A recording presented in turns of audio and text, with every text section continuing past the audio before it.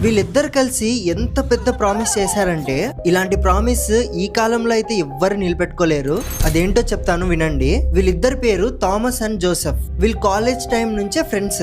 అప్పుడు వీళ్ళకి లాటరీ కొనడం ఒక పిచ్చి అన్నమాట. ఆ టైంలో వీళ్ళిద్దరు ఏం ప్రామిస్ చేసుకున్నారంటే లాటరీ మన ఇద్దరు ఎవరు గెలిచినా హాఫ్ పంచుకుందామని ప్రామిస్ చేసుకున్నారు. అప్పటి నుంచి ఎవ్రీ వీక్ వీళ్ళు లాటరీ తీసుకుంటూనే ఉన్నారు. అలా చేస్తూ కొన్ని సంవత్సరాలు గడిచాయి. కానీ ఇద్దరిలో ఎవరే గానీ లాటరీ అనేది గెలవలేదు. జోసెఫ్ ఏమో 60 years ప్లస్ అయిపోయాడు అండ్ వర్క్ నుంచి రిటైర్మెంట్ కూడా తీసేసుకున్నాడు. అప్పుడే థామస్ ఒక రోజు ఫోన్ చేసి నీకు $11 million అంటే 94 కోట్లు గిఫ్ట్ గా ఇస్తున్నాను అని చెప్పాడు. అప్పుడు జోసెఫ్ ఏమో జోక్ చేస్తున్నాడు అని అనుకున్నాడు. కానీ అది జోక్ కాదు. నిజంగా థామస్ 188 crores లాటరీని గెలుచుకున్నాడు. గెలుచుకునేదే కాకుండా మా ఫ్రెండ్ జోసెఫ్ తో పంచుకున్నాడు కూడా. ఇలా 28 years ముందు చేసిన ప్రామిస్ తమ ఫ్రెండ్ మర్చిపోలేదు. ఇచ్చిన మాట